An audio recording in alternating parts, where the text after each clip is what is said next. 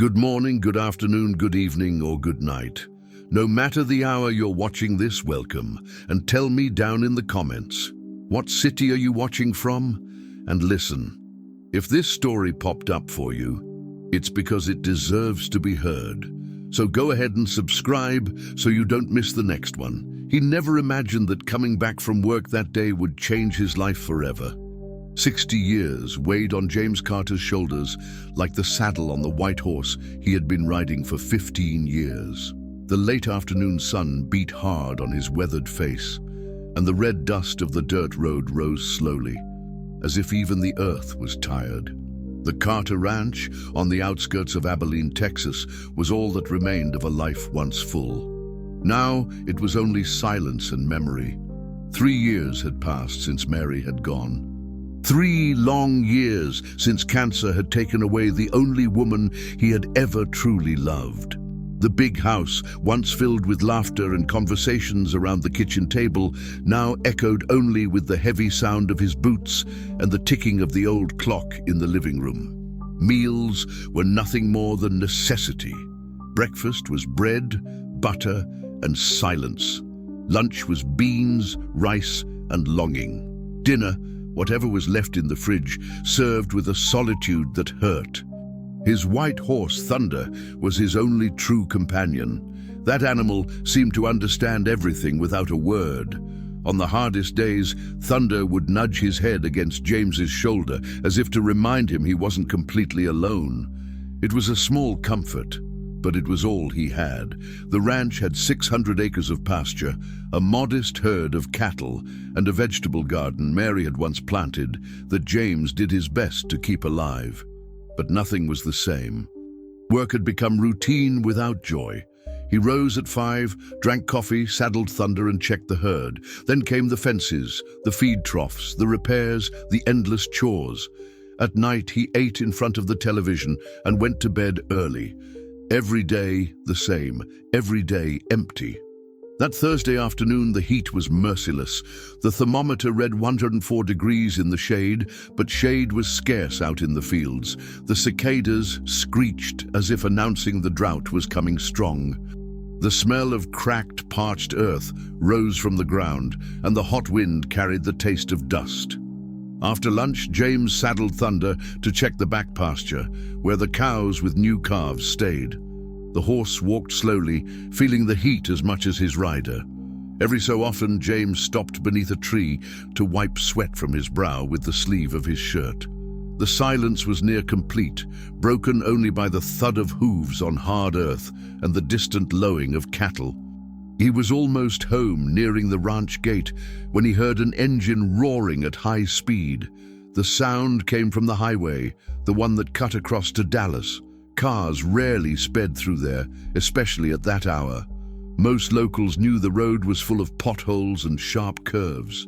Thunder pricked up his ears, unsettled. James reined him in and stopped on a small rise where he had a clear view of the road. What he saw tightened his chest. A brand new white pickup truck flew by, raising a thick cloud of dust that shot into the sky. The vehicle bounced dangerously over dips and humps, as if the driver was running from something. "Who in the world's in such a rush?" James muttered, frowning. He knew nearly everyone in the area, but the dust and speed kept him from seeing who was behind the wheel. Something deep inside told him it wasn't right. He descended the slope slowly, thinking about what he'd just seen. Thunder tossed his head and snorted nervously. The horse had always been sharp about sensing danger. James patted his neck to calm him, though the unease had settled in his own gut too. That was when he noticed it, a dark shape on the side of the road, a few yards past where the pickup had flown by. At first it looked like a trash bag, or maybe a dead animal. But as he drew closer, James's heart began pounding. It wasn't trash. It wasn't an animal. It was a person, a young woman. James swung off Thunder in a hurry, his legs unsteady. He ran to where she lay face down in the dust, motionless. Her dark hair covered her face, and her clothes were torn and filthy. Scratches marked her arms and legs as if she had fallen from a moving vehicle, and deep bruises ringed her wrists and ankles, the kind ropes or shackles might leave. "My lord," James whispered, kneeling beside her. He gently laid a hand on her back. She was still breathing. Relief flooded him, but so did anger. Who could do something like this? Leave someone to die out here in the burning sun? Carefully, he turned her face. She was young, no more than 20, with delicate features and sun-darkened skin. A small cut marked her forehead, and a purple bruise spread across her cheek like she'd been struck. James glanced up and down the road. Nothing. The nearest ranch was miles away, and there was no working phone out here. He had no time to waste. If he left her in that heat, she'd be gone within the hour. He lifted her into his arms. She was light as a child, which only deepened his anger. How could anyone harm someone so fragile? He laid her across Thunder's saddle and mounted behind, holding her steady. The horse seemed to understand and walked carefully, avoiding any rough jolts. The ride back felt endless. The sun scorched the top of his hat, and fear gnawed at his chest. What if she was bleeding inside? What if she died in his arms? Would it be his fault for not getting there sooner? At last, they reached the ranch. James dismounted, carried her inside, and laid her gently on the guest bed Mary had always kept ready. He cleaned her face with a wet cloth, revealing how striking she was even beneath dirt and bruises. Something in her innocence touched him. He thought of the daughter he and Mary had never been able to have. Would she have looked like this girl? He cleaned her wounds with warm water, dabbed on medicine, and covered her with a clean sheet. Then he sat by her bedside, waiting. From time to time, he moistened her lips with water, just as Mary once did for him when he was sick. The hours crawled by. Night fell, crickets filled the dark with their chorus, and a cooler breeze moved through the open windows.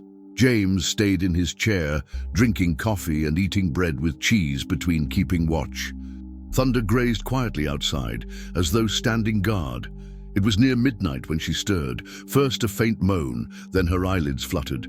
James leaned forward, heart racing. "Easy now," he said softly. "You're safe. You're in my house." Her eyes opened slowly, confused, darting from ceiling to stranger to room. Fear rushed in, and she tried to sit up, but she was far too weak. "No, no," she whispered, trying to recoil. "Calm down," James reassured, raising his hands to show he meant no harm. "I found you on the road. You were unconscious. I brought you here to help." She studied him warily, but something in his gentle tone eased her guard. Her voice was raw when she finally whispered, "Water, please." James fetched a glass and helped her sip. She drank as if she hadn't touched water in days. "What's your name?" he asked. Silence lingered. Then faintly, Anna Paulson. "I'm James Carter. This is my ranch. Do you remember what happened?" At once, her face darkened. Tears welled and she turned away. "I don't want to talk about it," she whispered.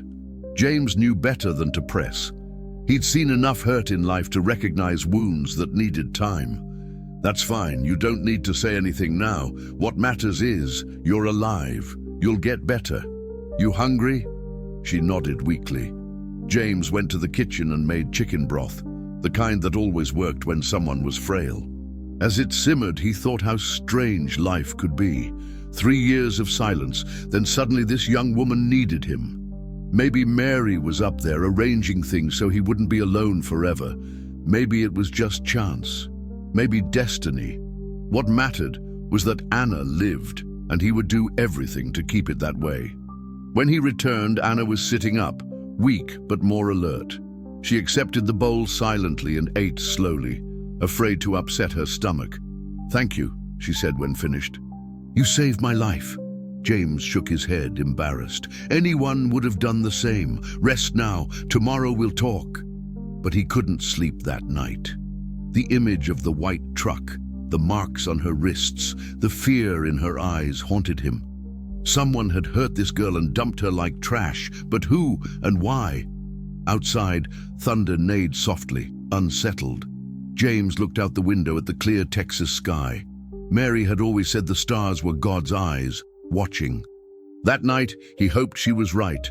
Anna was safe now, and he would find out what had happened, no matter how much it changed his life. The first light of dawn crept into the guest room, touching Anna's sleeping face. James brewed coffee in the kitchen, the smell filling the house. The scent of warm bread joined it. Mary had always said no trouble in the world could stand against hot coffee and fresh bread. James clung to that thought. A noise came from the guest room, and he rushed in. Anna sat at the edge of the bed, trying to stand. Her legs trembled, and she had to brace against the wall. Her face was less pale than the night before, but her brown eyes still carried deep sorrow. "Slow down," James said. "You're still weak. Give yourself time." "I need to leave," Anna murmured, taking another shaky step. "I can't stay here. I'll only bring you trouble." "Trouble? You're not bothering me one bit. This house has been empty 3 years. It's good to have someone here again." She paused, studying him. There was something about him that made her want to trust him, though fear still lingered. "You live alone?"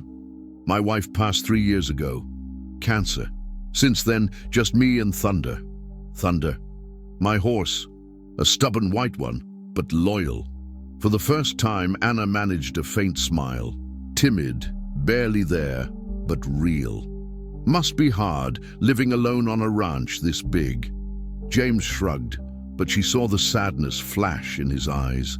She knew pain when she saw it. Her own was heavy enough. "Come on," James said, changing the subject. "Have breakfast with me. You need to eat. You're far too thin." She hesitated, but the smell of coffee and bread overcame her fear. She leaned on his arm as they walked to the kitchen. He helped her into an old wooden chair, scarred with years of use. The kitchen was simple but welcoming. A wood-burning stove, a wide table, shelves of jars filled with sugar, flour, and coffee. On the wall, a yellowed photograph showed a young couple smiling, James and Mary, most likely on their wedding day. "She was beautiful," Anna said quietly. "She was the most beautiful woman in the world," James replied, pouring coffee into a porcelain cup. "And the most stubborn too. When she decided to marry me, nobody could change her mind. Not even her father, who said I was too poor." "And were you?" James chuckled, a sound he hadn't made in a long time. "Yes, I was. But she said being poor in money was nothing compared to being poor in heart. Said she'd rather be broke with me than rich with anyone else." Anna sipped the strong coffee. Its warmth spread through her empty stomach, bringing a forgotten comfort. "You were lucky," she whispered. "I was. 40 years of marriage. We never had children, but we had each other. Mary said God knew what he was doing, that our mission was to care for one another." "And now? What's your mission now?" The question caught him. He stirred sugar slowly, searching for words. "I don't know," he admitted. "These past 3 years, I've just tried to get by. Wake up, work, sleep, repeat. It's not much, but it's all I've managed." Anna understood. She too was just surviving. Sometimes a day at a time, sometimes an hour. They ate in silence. James had fried eggs and warmed some cheese.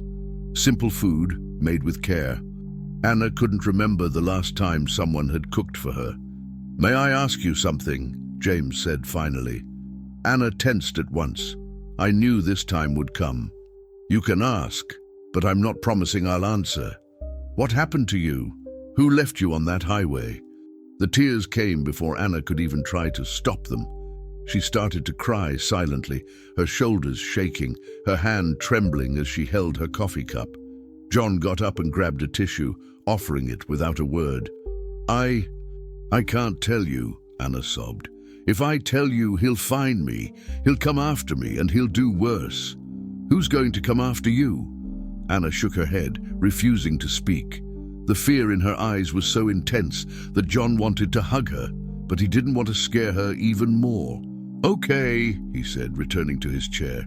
"You don't have to tell me anything if you don't want to, but I can guarantee you one thing. As long as you're in this house, No one is going to hurt you. No one. You don't understand. He's powerful. He has money. He has people who work for him. If he finds out I'm here..." "Who is he, Anna?" She went quiet again, fighting with herself. Part of her wanted to break down, tell everything, share the weight she was carrying. Another part was too afraid to open her mouth. "My stepfather," she finally whispered. "Richard Manson. He owns a big ranch in Montana. He raises cattle, grows soybeans. He has a lot of money." John frowned. The name was familiar, but he couldn't remember where he knew it from. "And what did he do to you?" Anna took a deep breath, as if she were preparing to jump off a cliff. "My mum died 6 months ago. Cancer, just like your wife. She married Richard when I was 15. He never liked me. Said I was a burden, that I was eating his food, wearing clothes he paid for." She paused to take a sip of coffee, her hand still shaking. "After my mom died, it got worse. He drank a lot, got aggressive. He would curse at me, say I wasn't good for anything, until some men showed up at the house, bad men. They talked to Richard and looked at me in a way that scared me a lot." John felt the blood run cold in his veins. He was starting to understand what had happened. What kind of men? The kind that buy girls, to do bad things to them. Richard owed them money, a lot of money, and he thought he could use me to pay off the debt. The silence that fell over the kitchen was heavy as lead. John felt an anger growing in his chest, an anger he hadn't felt in a long time. How could a man be capable of such cowardice? Selling his stepdaughter to pay off a debt. Yesterday morning, he tied me up and put me in his pickup truck, said he was taking me to the men, that I was a virgin, so they would pay good money for me. Anna's voice got even lower, almost a whisper. I tried to run away when he stopped to pee. I ran into the woods, but he caught me. He hit me, dragged me back to the car. Then he said he had changed his mind, that I was too much trouble, that I would only give the men trouble. So he decided to throw me on the highway and let me die. Said it was easier that way. John clenched his fists on the table. The anger was turning into something more dangerous, a desire to take justice into his own hands. He tied you up and threw you on the highway like you were garbage? Said no one would miss me, that I didn't have anyone in the world anyway. And it's true, I don't have anyone. Now you do, John said without thinking. Anna looked up at him, surprised. What? You have me? I know we met yesterday, but I'm not going to let anyone hurt you. Not while I'm alive. It was a big promise, and John knew it. But looking at that broken girl, seeing the wounded innocence in her eyes, he felt like he had no choice. Mary always said that God puts people in our path for a reason. Maybe Anna was the reason he was still alive. Why would you do that for me? You don't even know me. John thought about the question, trying to find an answer that made sense. You know, Anna, when my wife died, I thought my life had ended with her, that there was no purpose for anything anymore. But yesterday, when I saw you on that highway, I felt something I hadn't felt in a long time. What? I felt like I could make a difference in someone's life, that I could be useful again. You gave me a reason to wake up this morning. Anna didn't know what to say. No one had ever spoken to her like that. Not even her own mother, who was always too worried about pleasing her rich husband. I don't want to be a burden to you. You're not a burden. You're a blessing in disguise.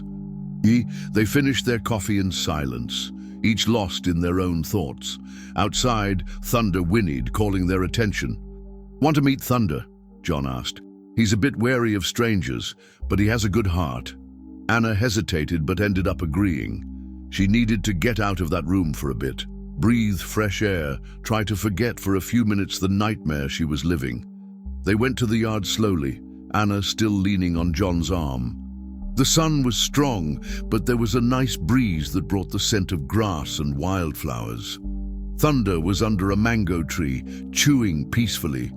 When he saw Anna, the horse raised his head and stared, as if he were evaluating whether she was trustworthy. Anna reached out her hand slowly, and Thunder approached, sniffing. "He likes you," John said, surprised. It usually takes him longer to get used to new people.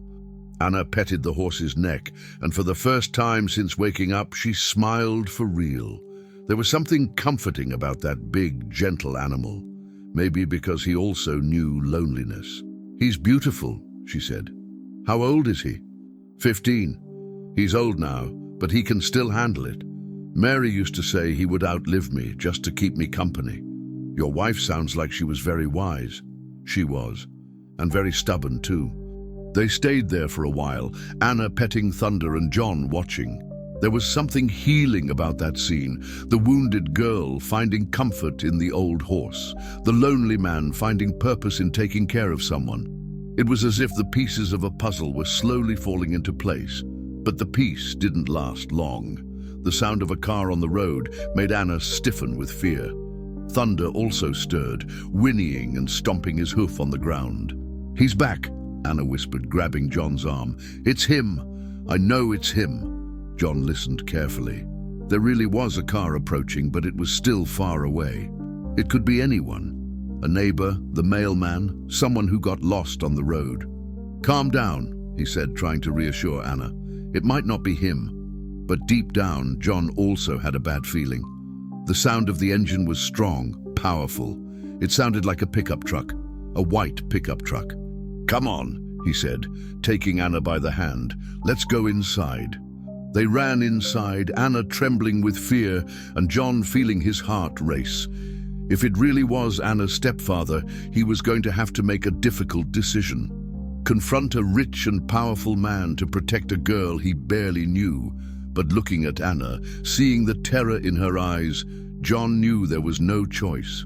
Some things in life were bigger than fear, and protecting the innocent was one of them. The sound of the engine was getting louder, closer, and John was sure that his quiet life was about to change forever. The roar of the white pickup sliced through the air like a chainsaw. John felt his blood run cold as he recognized the sound of the powerful engine approaching the farm gate. Anna was huddled in the corner of the room, behind the old brown leather couch, trembling like a child scared by thunder. "It's him," she whispered, her voice almost gone with fear. "I told you he'd be back. I told you." John ran to the window and raised the floral fabric curtain that Mary had sewn years ago. What he saw confirmed his worst fears. A brand new white pickup stopped right in front of the farm's wooden gate, raising a cloud of red dust that stuck to the windshield and the plants in the yard. The driver's door opened, and a tall man stepped out, with broad shoulders and a prominent belly, barely disguised by a starched white dress shirt. He wore a brown leather hat, boots that shone even with the dust from the road, and a gold watch on his wrist that must have cost more than John earned in an entire year. Everything about him screamed money and arrogance. Richard Manson. Even without ever having seen the man in person, John knew instantly that it was him. He had the posture of someone who had always gotten everything through intimidation and money, that way of looking around as if he owned everything he saw. "You must be John," Richard said, without even bothering to greet him. His voice was rough, used to giving orders and being obeyed. "I've come to get my daughter." "Stepdaughter," John corrected, holding the shotgun with both hands, but not pointing it yet. "And she doesn't want to go with you." Richard let out an unpleasant laugh that didn't even reach his small, cold eyes. "Oh, really? And since when does a minor get to decide anything? She's 20 years old, she's single, she doesn't work, she lives in my house. It's my legal responsibility." Responsibility to throw her on the highway to die like a run-over dog. Richard's smile disappeared like smoke in the wind. His eyes became dangerous, narrowing until they were two sharp slits. "I don't know what story she told you, old man, but young girls make up a lot of things when they want to get attention. Anna has always been troubled since she was little, a liar, dramatic. She ran away from home last night, and now she's making trouble with people who have nothing to do with it." John took a step forward, feeling the anger growing in his chest like fire set to dry grass. I saw the marks on her body with my own eyes. Rope marks on her wrists and ankles, purple bruises on her arms, cuts on her forehead. That's not the invention of a dramatic girl. The girl fell out of the car when she tried to jump while it was moving. I myself told her not to do anything stupid, that it was dangerous, but she doesn't listen to anyone. She's always been stubborn like her mother. Richard took a few steps towards the house, but John stood in his way. "Anna!" Richard shouted in a commanding voice. "Stop making a scene and come here! Get in the car and we'll go home and sort this out!" Total silence. Only the wind swaying the leaves of the mango tree and the distant moo of a cow in the pasture. "She's not coming," John said, "and you're leaving my property now." Richard took off his leather hat and ran his hand through his graying hair as if he were losing patience with a stubborn child. "Listen here, John. From what I can see, you're a hard-working, honest man who doesn't want trouble with anyone. I respect that, but this girl is not your problem. She's my stepdaughter. She's under my legal guardianship and I've come to get her. End of story. She's of age. She can decide where she wants to stay. Can she, really? And are you going to support her? Are you going to give her a house, food, clothes, shoes, medicine, a dentist? Because looking at this farm here, I seriously doubt it makes enough profit to support two mouths." The provocation hit home. John knew that the farm hadn't been making a profit for years, that the last few times had been difficult, that sometimes he had to tighten his belt to pay the bills. But that wasn't the point at that moment. "That's my problem, not yours. What matters is that she's safe here." Richard put his hat back on his head and took a few more steps towards John. He was taller and stronger, with broad shoulders from someone who had worked hard in his youth before getting rich. Intimidating by nature. "I'm going to say this once, old man. That girl owes me money, a lot of money. Food she ate, clothes she wore, the house she lived in, the doctor I paid for, the private school I financed for the last 5 years. Now that her mother is dead, she has to pay that debt." "Debt? She was a child when she went to live with you. A child who grew up eating my food, sleeping under my roof, using my money, and now it's time to pay it all back with interest." "What kind of work do you want her to do to pay for that?" John asked, even though he already knew the answer and felt nauseous just thinking about it. Richard smiled again, in that disgusting way that made your stomach turn. "Women's work. The kind she's going to learn to do, whether she wants to or not. There's a place for that. People specialized in teaching." The anger rose through John's throat like lava from a volcano. At that moment, he fully understood all the terror Anna was feeling, all the despair that made her tremble like a leaf in the wind. That man really intended to sell her as a sex slave. "You're a monster," John said, his voice shaking with contained rage. "I'm a businessman who solves his problems, and you're interfering with my business." It was then that Richard nodded to the pickup truck. John realized he wasn't alone. 2 other doors opened, and 2 men got out. They were smaller than Richard, but they looked like they weren't there to talk. One of them had an ugly scar on his face from his ear to his chin. The other had tattoos climbing up his neck and spreading across his arms. "It doesn't have to be difficult, John," Richard said, as if he were the most reasonable guy in the world. "You hand over the girl and everyone goes home in peace. No one has to get hurt. No one has to have a problem." John looked at the 3 men, quickly calculated the odds. It was 3 against 1, younger, stronger, probably armed. But he had some advantages. He was at home. He knew every inch of the land. And he had something they didn't have. A just cause. "The answer is no," he said, raising the shotgun and pointing it at Richard's chest. "You're leaving right now, or I'm calling the cops." Richard laughed loudly, a laugh that echoed through the empty yard. "Cops? Out here in the middle of nowhere. It'll take them an hour to get here if they get here at all. And when they get here, they'll find 3 hard-working citizens who came to pick up a minor relative who ran away from home. Your word against ours. Who do you think they're going to believe? And her word? The word of who? A traumatized girl who doesn't know what she's saying? Who has a history of mental problems in the family? Her mother spent years taking medication for depression, you know? It's a family thing, hereditary. John realized that Richard had thought of everything down to the smallest detail. He was smart, he had money, influence. He knew how to play the system to his advantage. He knew the right people. He knew what buttons to push. But there was one thing Richard didn't expect. John had nothing left to lose. The ranch was on its last legs. He had no family. He had no future beyond loneliness and memories of Mary. Anna was the first thing in 3 years that had made his life meaningful again. "Listen carefully, Richard," John said, steadying the aim of the shotgun at the man's chest. "You may have money, you may have goons, you may even have the law on your side. But one thing you don't have right on your side, and a man without right has no real strength." Richard stopped smiling. The goons tensed up, their hands slowly going under their shirts, where they probably carried hidden weapons. "You're not going to shoot, old man. You don't have the guts. I can see it on your face that you're one of those nice guys who have never even killed a chicken.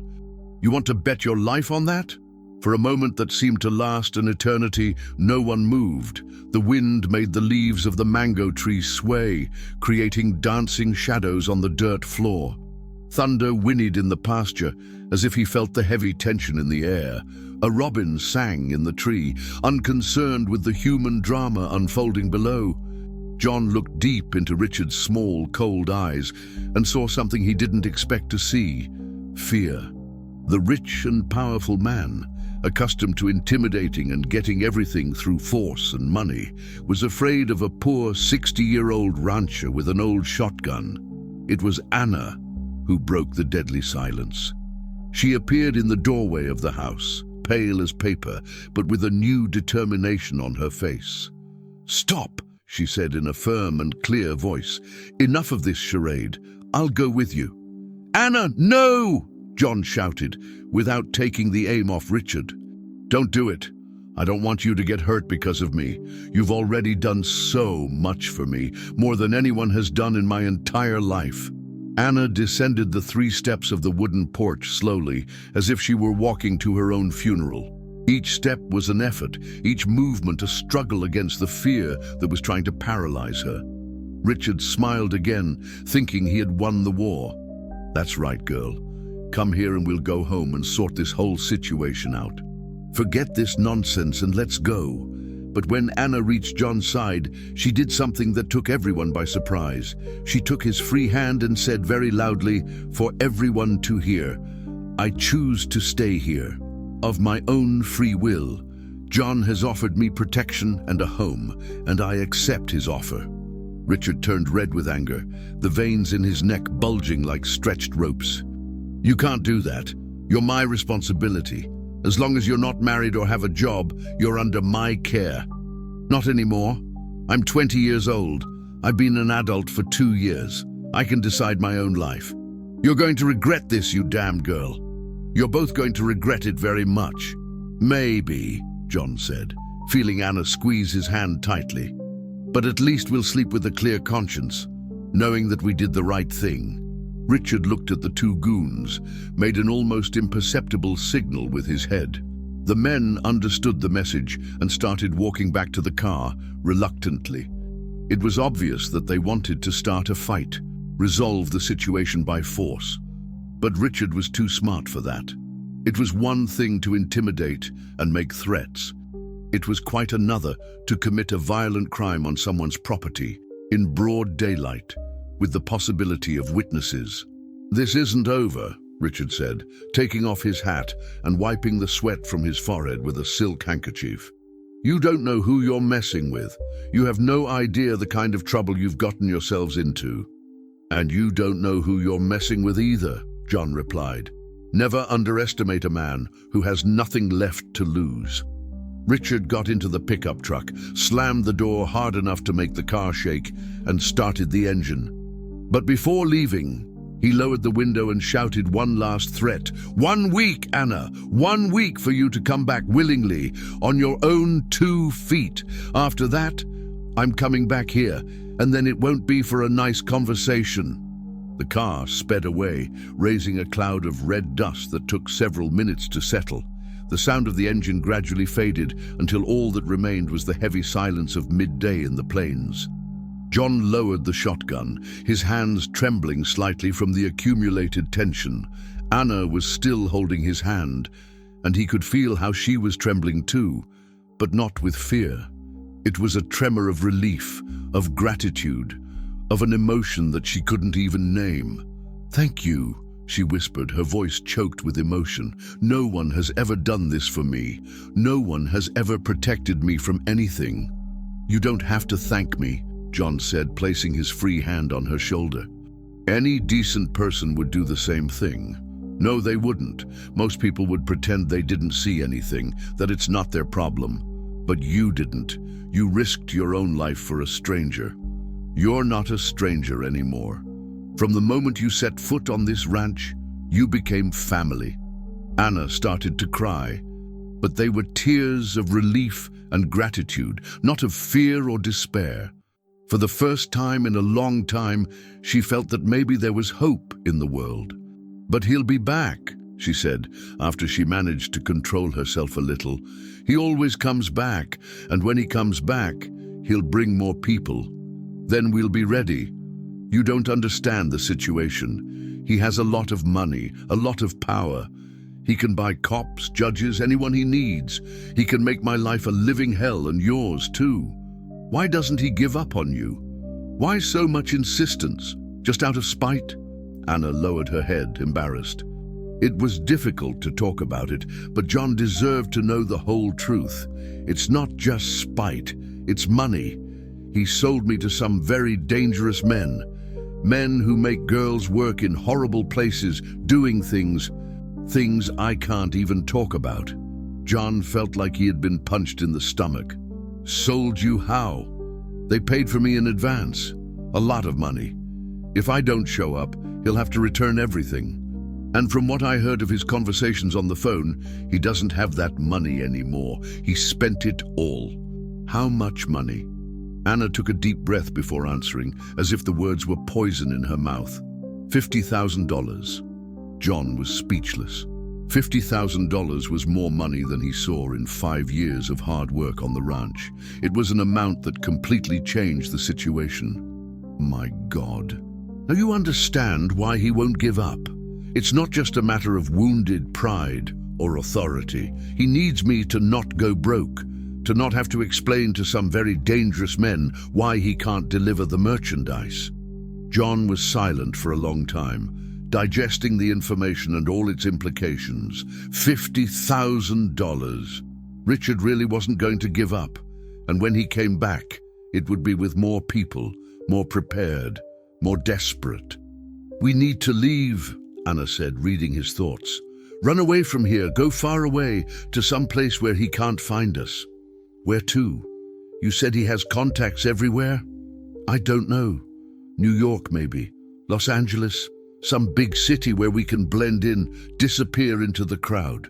John looked around at the ranch where he had spent the best years of his life, at the house where he loved Mary, where they were happy together, at the pasture where thunder grazed peacefully, oblivious to human dramas, at the trees that he himself had planted, the garden that Mary took care of with so much love.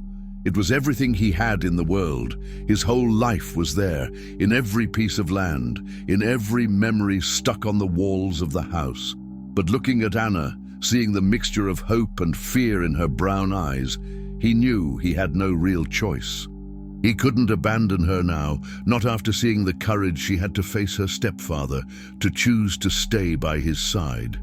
"Okay," he said finally. "Let's go." "You would really do that for me? Give up everything? A whole lifetime of work?" John looked once more at the ranch, then at the window of the room where Mary's picture was. For an instant, he imagined what his wife would say if she were there. Knowing her generous heart, he knew exactly what she would say. "Go, John. Do the right thing. I'll be here waiting for you when you get back. This ranch isn't the same without Mary anymore," he said. "A house without people to take care of is just a pile of bricks and wood. You gave me a reason to wake up in the morning, Anna. A reason to believe that I can still make a difference in the world. The least I can do is give you a chance to start over too." Anna couldn't hold back the tears anymore. She hugged John with all the strength she had, like a daughter hugging her father after a long time away. "Thank you," she repeated between sobs. "Thank you so much for everything. You don't have to thank me. Just promise me one thing. Anything. That you're going to fight for a better life, that you're not going to give up on being happy no matter what happens." Anna promised with all the sincerity she had in her, and John believed her. There was something resilient about that girl, a flame that had survived all the horrors she had gone through. They went into the house to pack their bags and plan their escape. They had little time. Richard had given them a week, but John knew that desperate and indebted men were not usually predictable. They could come back at any moment with more people, more prepared, more dangerous. While he was sorting out the few things that were worth taking, John was thinking about the uncertain future that awaited them. He didn't know where they would go exactly, how they would get work and housing, if they would be able to hide long enough. But one thing he knew with absolute certainty: for the first time in 3 long years, he was completely alive. He had a purpose, a mission that was worth fighting for. Protect Anna, give her the chance of a dignified life, whatever the cost. Outside, thunder whinnied softly, as if he knew that big changes were coming. John went to the window and looked at the old horse, feeling his heart ache. "Don't worry, old friend," he murmured. "We'll be back. When all this is over, when she's safe, we'll come home." But deep down, John knew that he might never see that place again. The San Pedro Ranch, with its 250 acres of memories, might only remain in longing. Even so, he didn't regret his decision. Some things in life are worth more than property or security. The life of an innocent person, for example. The dignity of doing the right thing when the whole world is wrong. The chance to be a hero in someone's life, even if no one ever knew the story. The chance to love again, even if in a different way than he loved Mary. 3 days had passed since the confrontation with Richard, and John couldn't get the threat that hung over them out of his head. During the day, he tried to maintain the normal routine of the ranch, taking care of the cattle, repairing fences, watering the garden. But at night he stayed awake, listening to every noise, every wind that shook the windows, imagining if it wasn't the roar of a pickup truck approaching. Anna wasn't sleeping well either. John heard her moving in the room, getting up to drink water, walking around the house in the silent nights. During the day, she tried to help with the housework, cooking, doing laundry, organizing the house, as if she wanted to feel useful, to somehow reciprocate the protection that John offered her. It was Thursday morning when everything changed. John was in the corral, giving salt to the cattle, when thunder began to whinny nervously. His ears pricked up, his snout pointed at the road. The horse had always been smart at sensing danger, and John had learned to trust the animal's instincts. "What is it, old boy?" he murmured, petting the horse's neck. "Are you feeling something?" That's when he heard it. It was still very distant, almost imperceptible, but it was there. The roar of engines. Several engines. It wasn't just one car. John ran to the house, his heart pounding. Anna was in the kitchen, drying the breakfast dishes, and realized immediately from his face that something was wrong. "What happened?" "They're coming. More than one car." Anna dropped the plate on the floor. The sound of breaking glass echoed through the kitchen, but she didn't even seem to notice. "How many?" "I don't know, but there are several." John ran to the room, grabbed an old leather suitcase that was on top of the wardrobe, and started throwing clothes inside, without any criteria. Anna followed him, grabbed another bag, and did the same thing. "Where are we going?" she asked, trying to keep her voice calm. "I don't know yet. First we have to get out of here." The sound of the engines was getting louder, closer. John calculated that they had at most 10 minutes before the cars reached the farm gate. "Wait," Anna said suddenly. "What about thunder?" John stopped in the middle of the room, a shirt in his hands. He hadn't thought about the horse. How could he have forgotten about thunder? "I can't leave him here. Richard is capable of hurting him just out of revenge. But how are we going to take a horse? John thought quickly. There was an old pickup truck in the garage, a Ford F-150 that Mary always complained was too loud. He didn't use it much because it guzzled gas, but it was sturdy and reliable. I'm taking the truck. You'll ride up front with me. Thunder will go in the bed. Will he be able to get in? He'll have to. They finished packing in a hurry. John grabbed all the money he had saved. It wasn't much, about $3,000 that he had saved over the years, and stuffed it in his pocket. Anna grabbed the few documents she had and her mother's rosary, the only memory left of the woman who raised her. They ran to the garage. The F-150 had been parked for 2 weeks, covered in dust. John turned the key, and to his relief, the engine started on the second try. "Come on, baby," he murmured to the truck, as if it were an animal. "Today, you need to work." He drove to where Thunder was, near the corral. The horse seemed agitated, as if he felt the urgency in the air. John lowered the tailgate of the pickup and tried to convince the animal to get in. "Come on, old boy. I know it's strange, but you need to trust me." Thunder whinnied, nervous. He had never been in a pickup truck, and the height of the bed scared him. "We don't have time," Anna said, looking at the road. "They're coming." Indeed, the sound of the engines was very close now. You could distinguish at least 3 different cars. John grabbed a handful of corn and showed it to Thunder. The horse loved corn. It was his weakness. Slowly, step by step, he managed to convince the animal to get in the bed. "That's right, my friend. Now stay quiet." They got in the cab of the F-150 and John stepped on the gas. The truck left with a jolt, raising dust and making enough noise to wake the dead. They went through the back of the ranch on a dirt road that led to a secondary road. It was a longer way, but it avoided the main road where Richard's goons were probably arriving. When they finally reached the paved road, John looked in the rearview mirror and saw smoke rising from the side of the ranch. It wasn't smoke from a natural fire. It was dark smoke from fuel. "They set something on fire," Anna said, also looking back. John felt his chest tighten. It could be the house, it could be the corral, it could be the barn where he kept the cattle feed. 40 years of work going up in smoke. "Don't look back," he said to Anna, as much as to himself. "What's past is past. Now it only matters to move forward." But it was difficult not to look. It was difficult not to think about all the memories that were left behind, all the dreams that were lost in the smoke rising on the horizon. They drove in silence for an hour on the road that connected Crystal Lake to Billings. John didn't know exactly where he was going. He only knew that they needed to distance themselves as much as possible from Richard and his goons. It was Anna who broke the silence. "I'm sorry," she said softly. "Sorry for what? For all this?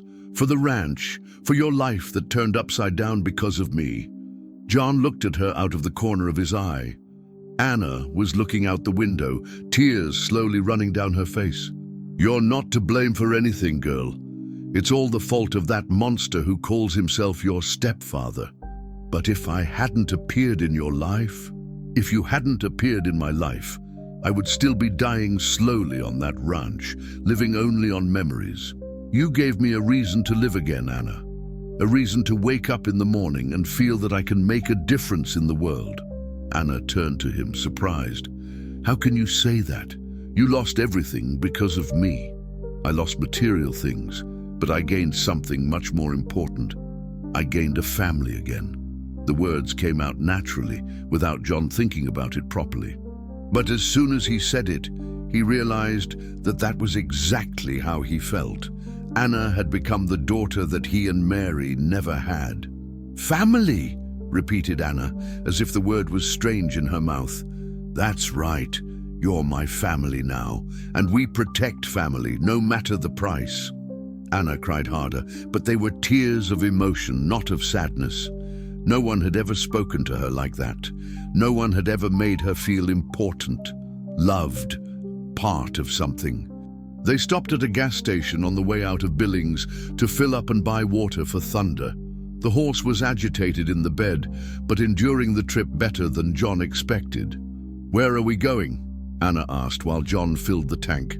"Denver," he replied. "It's a big city. There are a lot of jobs, a lot of people. It will be easier for us to hide there. But we don't have a place to stay. We don't know anyone. We'll figure it out, one thing at a time." In fact, John was as lost as Anna. He had never left Montana in his life. He had never lived in a big city, but he couldn't show uncertainty. Anna needed security, someone who knew what he was doing. They bought sandwiches and soda at the gas station, and John turned on the truck's radio to listen to the news. He wanted to know if there was any report about the fire on the ranch, anything that could indicate what Richard was doing. There was nothing. Ranches burning in the interior were not news for the capital's radio stations. They returned to the road, now towards Denver. The landscape of the plains stretched on both sides of the road. Golden grass, gnarled trees, immense sky that seemed to have no end. John had known that landscape since he was a child, but now he saw it with different eyes. Maybe it was the last time he would pass through there. "Do you regret it?" Anna asked after a while. "Regret what?" "Helping me. Giving up everything to protect me." John drove in silence for a few miles, thinking about the answer. He missed the ranch, the routine, the peace that was there. He missed the house where he was happy with Mary, the yard where he spent the afternoons drinking coffee and watching the cattle in the pasture. But when he looked at Anna, when he saw how she had changed in a few days, more flushed, less scared, with a sparkle in her eye that she didn't have before, he knew he had done the right thing. "No," he said finally, "I don't regret anything. The only thing I would regret would be leaving you to go with that man." Anna smiled, the first true smile that John had seen since he met her. "Thank you," she said simply. "You don't have to thank me. That's what families do. Take care of each other." Indeed. The sun was setting when they arrived in the outskirts of Denver. The city stretched on the horizon, with its tall buildings and its lights beginning to turn on. John had never seen so much construction together, so much movement. "It's very big," Anna said, impressed. "It is. But that's good for us. In a city like this, we're just two more people in the crowd." They stopped in a parking lot near the city center. They needed to find a place to spend the night, and also a place to leave Thunder. They couldn't keep driving around the city with a horse in the bed. John saw a sign, "Horse Ranch and Rural Inn, 6 miles." It was perfect, a place where they could leave Thunder safely and stay themselves. The ranch was simple but clean and well-maintained. The owner, a middle-aged man named Sebastian, didn't ask many questions when John explained that they needed a place to leave the horse for a few days. "He looks like a well-cared-for animal," Sebastian said, petting Thunder. "You can leave him here without a problem. I have good pasture and quality feed." They got a room at the inn, simple but comfortable, with 2 single beds and a small but clean bathroom. That night, for the first time in days, they slept in peace. Anna in the room, John on the sofa in the living room, but both knowing that they were safe, at least for now. In the morning, they would begin to build a new life. John didn't know how, he didn't know where, but he knew they would succeed. They had each other, they had determination, and they had a just cause. It was more than many people had in life. It was enough to start over. Life in Denver started harder than John had imagined.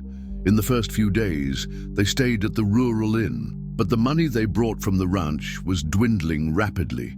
The daily rate cost $80, plus Thunder's pension, which was $50 a day. With $3,000 in total, they wouldn't be able to stay there for long. Anna helped as much as she could. During the day, she went out to look for a job in the city, always returning with the same result. "Need experience, no vacancy. Leave your resume and we'll call you." At night, she and John sat on the small terrace of the inn, drinking coffee and planning the next day. "Tomorrow, I'm going to try the markets in the center," Anna would say. "Maybe they need people to clean, organize stock, things like that." John shook his head, worried. He himself had tried to look for work, but a 60-year-old man, accustomed only to farm work, was not very sought after in the capital. The few opportunities that appeared were for heavy jobs that his body could no longer handle. It was in the second week that everything fell apart. It was a rainy Thursday. Denver was experiencing one of the worst storms in recent years, with strong winds and rain that did not give a truce. Anna had left in the morning for another round of job search, and John was at the inn, trying to save every penny they still had. The phone rang around 2 in the afternoon. Sebastian, the owner of the inn, came to call him with a worried expression on his face. "John, there's a call for you. Seems urgent." John found it strange. No one knew they were there. He picked up the phone with trembling hands. "Hello?" "Hi, John. It's Anna." Her voice was strange, forced, as if someone was telling her to speak. "Anna, where are you? What's that voice?" I'm fine, but I need you to come get me." "Where?" There was a pause. John could hear voices in the background, men talking softly. "At the bus station, departure sector 3. Come alone, John, and don't bring anyone." "Anna, what's happening? Who's there with you? Just come, please. And sorry for everything."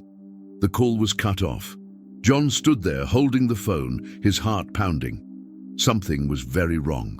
Anna's voice, the way she spoke, the voices in the background, everything indicated that she was in danger. "Did something happen?" Sebastian asked. "I think so. I need to go to the bus station to pick up Anna." "In this rain? Do you want me to go with you?" John thought about Anna's recommendation to come alone. If it really was a trap, he didn't want to involve other people. "No, thank you. You've already done so much for us." He grabbed the keys to the F-150 and left in the torrential rain. The streets of Denver were flooded, the traffic stopped, the cars almost floating in the water that rose through the avenues.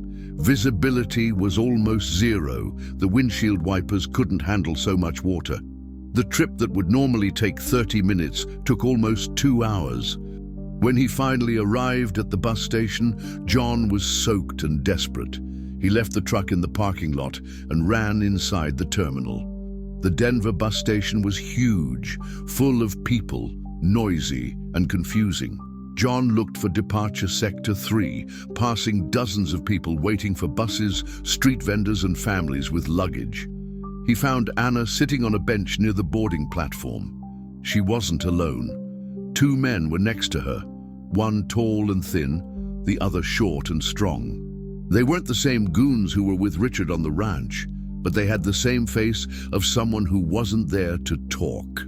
Anna stood up when she saw John approaching. Her eyes were red, as if she had cried a lot.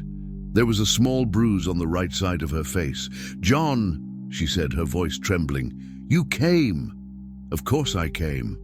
What's happening? Who are these men?" The tallest, who had a thick beard and scars on his hands, stepped forward. "You must be the rancher who's messing with our business." "What business?" "Richard told us the whole story. You're interfering in a commercial transaction that's none of your business." John felt the anger rise through his throat like lava from a volcano. "Commercial transaction? You're talking about selling a person." "We're talking about collecting a debt," said the short man with a rough voice and a southern accent. "Richard owes us $50,000. The girl is the guarantee. Anna is not an object to pay anyone's debt." "Yes, she is," said the first man, "and you're going to hand her over to us now, or things are going to get ugly for everyone." John looked around. The bus station was crowded, but no one was paying attention to what was happening. Everyone was busy with their own problems, their own trips. "And if I say no?" The bearded man smiled, but it wasn't a nice smile. "Then we'll have to be more persuasive. And you're not going to like our methods of persuasion." Anna approached John, took his arm. "Go away," she whispered. "They don't want you. They only want me. Run while you can." "I'm not leaving you with these men." "Please," she pleaded, the tears starting to flow again. "You've already done so much for me, more than anyone. Now save yourself." John looked at the 2 men, quickly calculated the chances of getting out of there with Anna. It was 2 against 1, younger, probably armed. But there were a lot of people around. Would they try anything there in the middle of the crowd? "You're not taking her," he said in the firmest voice he could manage. The short man laughed. "Oh, no? And how are you going to stop us?" "By yelling, calling the cops, making a scene until everyone here knows you're kidnapping a girl." The 2 men exchanged glances. It was obvious they didn't want to draw attention. "Listen here, old man," said the bearded one, getting closer. "You seem like a good guy. We don't want to hurt you, but this girl is coming with us whether you want it or not. The only difference is whether you go home whole or broken." John felt Anna squeeze his arm harder. She was trembling with fear, but she wasn't willing to run away and leave him alone. It was then that he heard a familiar voice behind him. "Is there a problem here?" John turned around and saw Sebastian approaching, accompanied by 2 other men. One of them was wearing a bus station security uniform. "I thought I told you to come alone," said the bearded one, irritated. "I came alone," John replied. "I don't know how they got here." Sebastian came closer, ignoring the 2 goons. "When you left, I realized you were very nervous. I decided to come after you in case you needed help, and looked like he really needed it." The bus station security guard looked at the 2 men suspiciously. "Do you have any documents? Identification?" "We don't need to show anyone documents," said the short man, but John noticed that he was nervous. "At the bus station, you do," replied the security guard, "especially when there's a report that you're intimidating passengers." "What report?" Sebastian stepped forward. "I made the report. I saw you threatening this gentleman and this young woman. Kidnapping is a federal crime." The word kidnapping echoed loudly in the middle of the bus station. Some people began to look curious. The 2 goons realized that the situation was getting out of control. "This isn't over," said the bearded one, backing away a few steps. "You don't know who you're messing with." "And neither do you," replied Sebastian. "Now get out of here before I call more security." The 2 men hesitated for a moment, then walked quickly towards the exit of the bus station. John breathed a sigh of relief, but he knew that this was only a truce. They would be back with more people, more prepared. "How did you find me?" Anna asked John. "You called the inn, said for me to come pick you up." Anna frowned. "I didn't call anywhere. They brought me straight here." John felt a chill down his spine. If Anna hadn't called, who had? Then how did they know I was at the inn? "Richard," said Anna, lowering her head. "He followed me when I left in the morning to look for a job. He had been waiting for the right opportunity for days." "And how did he find out where we were staying?" Anna was quiet for a moment, then answered in a shame-faced voice. "He has people working for him in various places, hotels, inns, boarding houses. He offers money to anyone who passes on information about people looking for a place to stay, especially an older man with a young woman." John realized how naive he had been. He thought that by fleeing to Denver they would be safe, but Richard had more resources than he imagined. "You can't go back to the inn," said Sebastian. "If he found out where you are, it's no longer safe." "Where are we going then?" asked Anna. "To my house," replied Sebastian without hesitation. "I have a small farm outside the city. You can stay there until you decide what to do." "I can't accept that," said John. "We've already gotten you 2 involved in our mess." "It's not a mess. It's justice. And I'm not going to stand by and watch 2 honest people being persecuted by thugs." They left the bus station together, taking care to check that they were not being followed. The rain had subsided, but the streets were still flooded. They got in the F-150 and followed Sebastian to his farm, which was in a satellite city of Denver. The place was small but cozy, a simple 3-bedroom house, a yard with some chickens and an apple orchard. Sebastian had lived alone since his wife died 5 years earlier. "You can stay in the back room," he said, showing a clean room with a double bed and an old dresser. "It's not much, but it's safe." That night, after a simple dinner of rice and beans and fried chicken, the 3 sat on the porch of the house to talk. The storm had passed, and the sky was clear, full of stars. "We can't keep running forever," said Anna, looking at the sky. Sooner or later, they'll find us again. Then we have to resolve this once and for all, replied John. How? I don't know yet, but there has to be a way to stop Richard for good. Sebastian lit a cigarette and was quiet for a while, thinking. There is, he said finally, but you're not going to like the idea. What idea? Asked John. You need to go to the police, file a police report, tell the whole story, ask for protection. We've already tried that, said Anna. Richard has contacts in the police. Money buys a lot of things. Not in the FBI, said Sebastian. Human trafficking is a federal crime. The FBI doesn't mess around with that. John and Anna exchanged glances. Could it work? But they're going to want proof, said John, and we have nothing but our word. Yes, you do, said Sebastian. You have the marks on Anna's body. You have the threats they made today at the bus station with witnesses. You have the fire on the ranch, which can be investigated. Anna was quiet, thinking.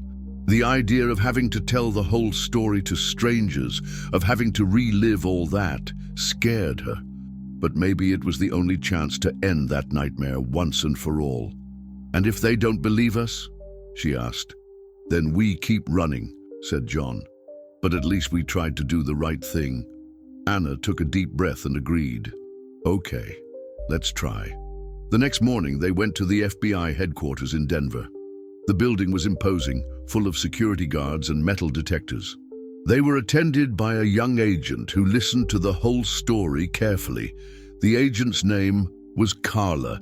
She was about 35 years old and had that serious manner of someone who took her work very seriously. She asked many questions, wrote everything down, asked for details about Richard, about the men who accompanied him, about the threats. Are you willing to cooperate with a full investigation? She asked at the end. We are, replied John. Then I'm going to open an investigation. But I need to warn you, it's going to take time. These investigations are complex, involve a lot of people, a lot of money. It may take months to get results. And in the meantime, asked Anna, in the meantime, you stay in a witness protection program, safe place, temporary identities, everything you need. It was as if a light had turned on at the end of the tunnel. For the first time in weeks, John felt that maybe there was a way out of that nightmare. Thank you, he said to the agent. Thank you very much. Don't thank me yet, she replied. The work is just beginning. But for John and Anna, that was the first day of a new life. A life where they wouldn't have to run anymore, where they could sleep in peace, where they would have the chance to start over for real.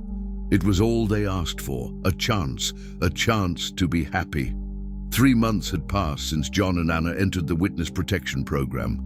The FBI had installed them in a small but comfortable house in Boulder, a city an hour from Denver.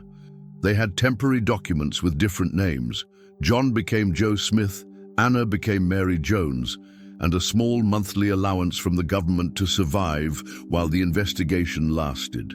The house was on a quiet street in a lower middle-class neighborhood with a small backyard where John planted a garden. It was much smaller than the ranch, but after so long running and hiding, that little corner seemed like a palace. Anna had gotten a job at a bakery in the center of town.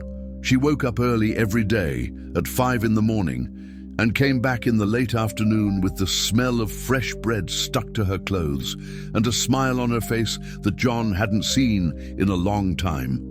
The work was simple, serving at the counter, organizing the bread, helping with the cleaning, but she liked the routine, the feeling of being useful, of earning her own money. John had also found occupation. It wasn't a formal job, but the owner of a neighboring farm, Mr. Peterson, paid him extra money to take care of the animals.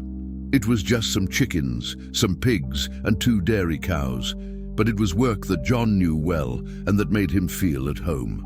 At night, after dinner, they sat on the small back terrace, drank coffee and talked about the day.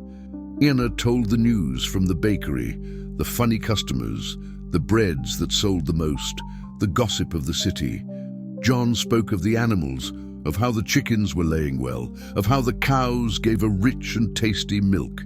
They were simple, everyday conversations, but they had a special taste. After so much fear, so much running, that peace seemed almost unreal. "Do you think it's going to work?" Anna asked on one of those nights, looking at the stars in the clear sky of Boulder. "What?" "The investigation, the lawsuit against Richard, all this." John also looked at the sky, thinking about the answer. Agent Carla called from time to time to give news. The investigation was progressing. They had discovered other victims, other cases. But it was slow, full of complications, bureaucratic obstacles. "It's going to work," he said, more to convince himself than Anna. "It has to. And if it doesn't, if he manages to get rid of everything, then we start over somewhere else. Change cities again, change names again, as many times as necessary." Anna was quiet for a moment, fiddling with her mother's rosary that she always carried around her neck. "I don't want to keep running forever, John. I want to have a normal life, get married, have children, grow old in one place." John looked at her and saw that she was no longer the scared girl he had found on the road months ago. Anna had become a woman. She had gained weight, her face was fuller. Her eyes shone with a light they didn't have before. The work at the bakery, the routine, the feeling of security had done her good.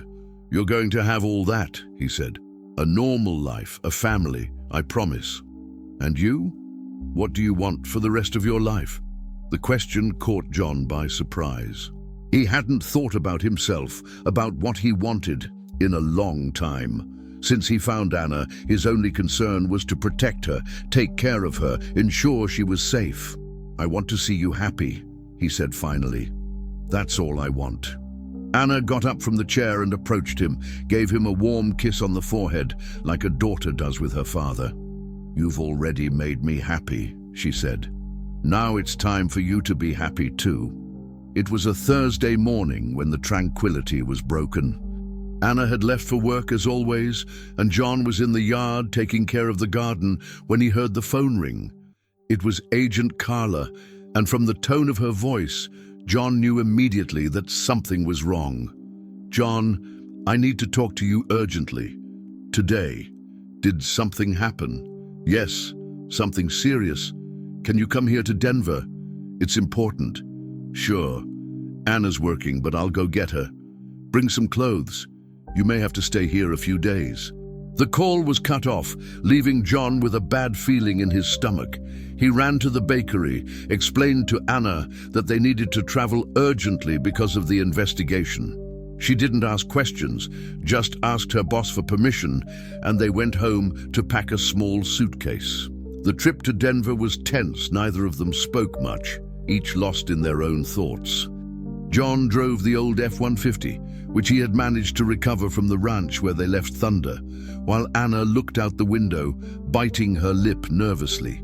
When they arrived at the FBI headquarters, they were taken directly to Agent Carla's office.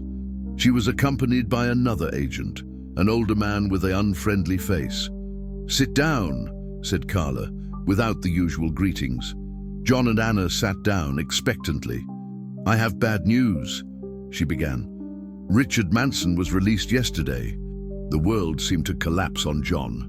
Anna turned pale, her hands trembling. "How released?" asked John, his voice hoarse. "His lawyer got a habeas corpus. He alleged lack of concrete evidence, excessive time in pre-trial detention. The judge agreed. But you had evidence. Our statements, the witnesses at the bus station, we had indications. But the justice system needs more than indications to keep someone in prison, especially someone with financial resources like Richard." Anna was crying softly, her hand covering her mouth as if she wanted to hold back a scream. "He's going to come after us," she murmured. "He's going to take revenge." The older agent stepped forward. "It's likely. That's why you can't go back to Boulder. The protection program will transfer you to another state." "What state?" asked John. "We can't reveal it yet, but it will be far from here, very far." John held Anna's hand, trying to convey tranquility to her. but he himself was terrified. They had managed 3 months of peace, 3 months of normal life, and now everything was returning to the nightmare of before. "Does the investigation continue?" he asked. "It continues," replied Carla, "but it will take longer. Richard is free, but watched.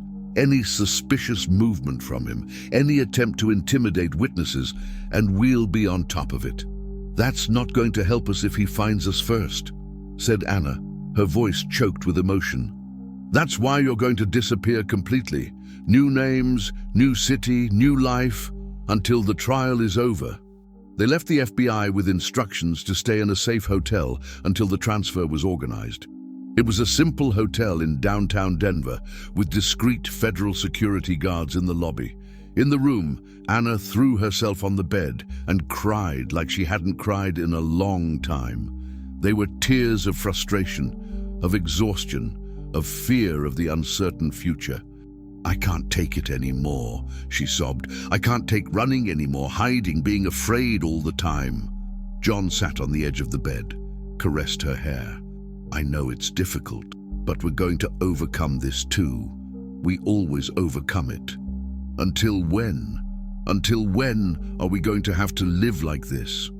John didn't know what to answer. He was also tired. He also wanted it to end once and for all. But he couldn't show discouragement. Anna needed strength, hope. "Until we get justice," he said. "Until Richard is locked up forever and you can live in peace. And if that never happens, it's going to happen. I promise it will." That night they slept little. Every noise in the hallway, every door slamming put them on alert. The feeling of security of recent months had completely evaporated. In the morning, they were awakened by an urgent knock on the door. It was one of the FBI agents. "You need to get out of here now," he said, nervous. "We have information that they found out where you are." "How?" asked John, already getting up. "It doesn't matter how.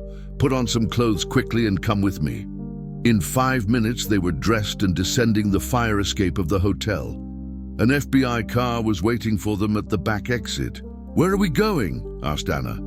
"Safe place," replied the agent, stepping on the gas. They drove around the city for over an hour, changing cars twice, until they arrived at a farm on the outskirts of Denver. It was an FBI safe house, protected and isolated. There, they were informed of the plan. They would be transferred to Alaska, on the border with Canada, a small town called Eagle River, where no one knew them. They would have new documents, new history, complete new identity. "It's temporary," assured Agent Carla, who had arrived at the farm to say goodbye to them. "As soon as we can arrest Richard for good, you can go back to your normal life."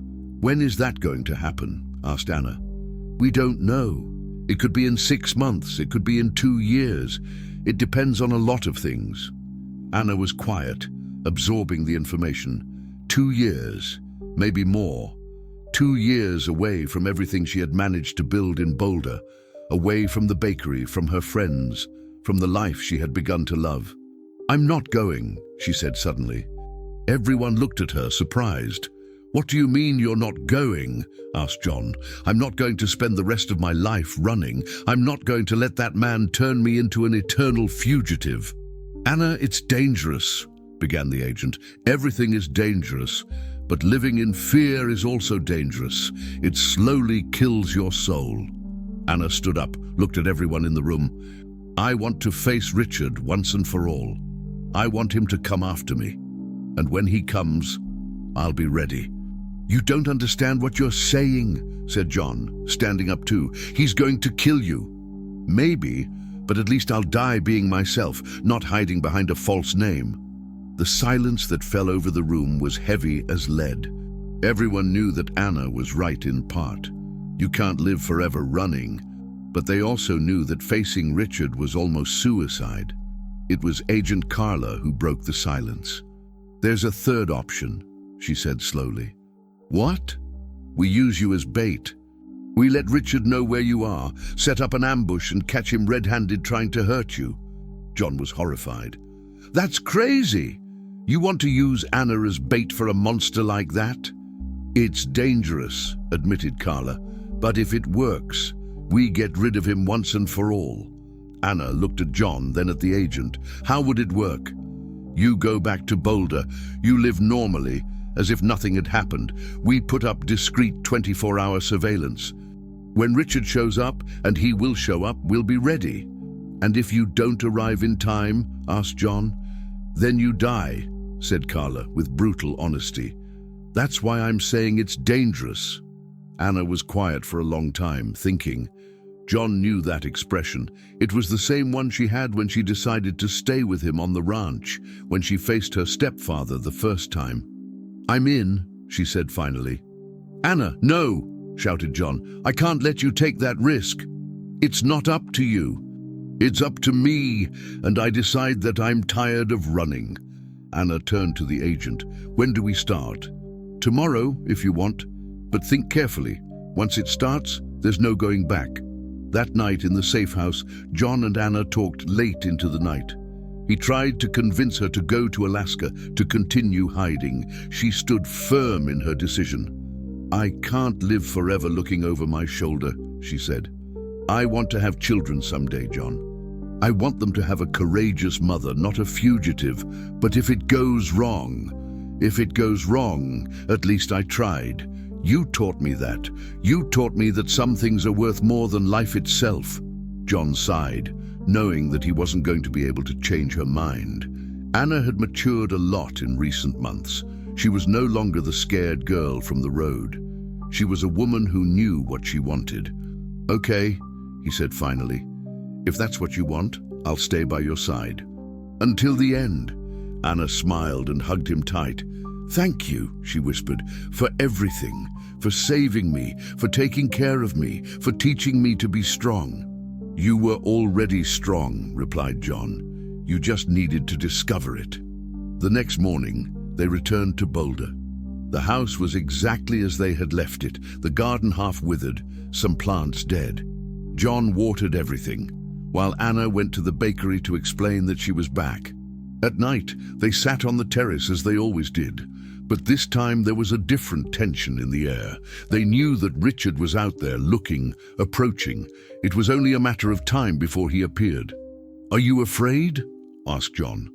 Very, admitted Anna. But I also have hope. For the first time in a long time, I feel like we're taking control of our lives.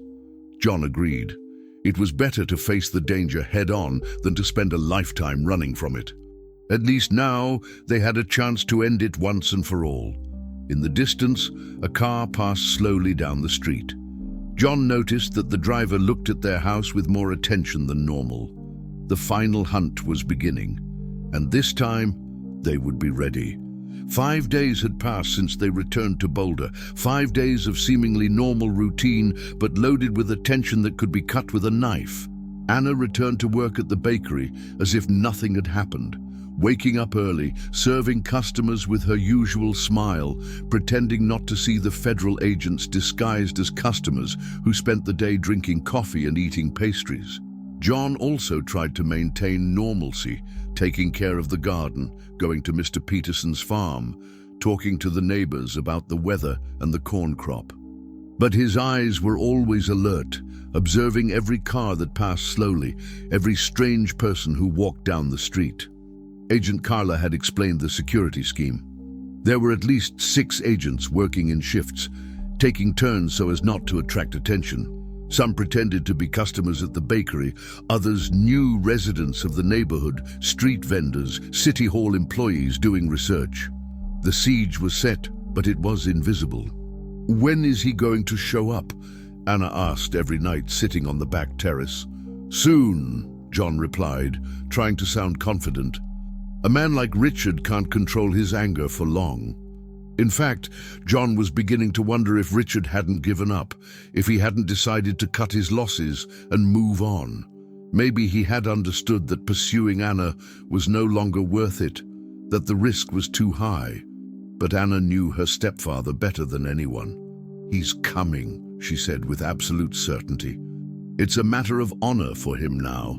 It's not just about the $50,000, it's about not accepting defeat. It was a Thursday night, almost 9 o'clock, when it all began. John was in the kitchen, washing the dinner dishes, and Anna in the room, changing after her bath. The day had been hot, typical of the plains in October, and a storm was approaching on the horizon, bringing strong winds and the smell of rain. It was Brutus, the mutt they had adopted 2 weeks ago, who gave the first alarm. The dog began to bark nervously in the yard, running from one side to the other, his fur bristling. John knew that kind of bark. It was the bark of someone who feels real danger.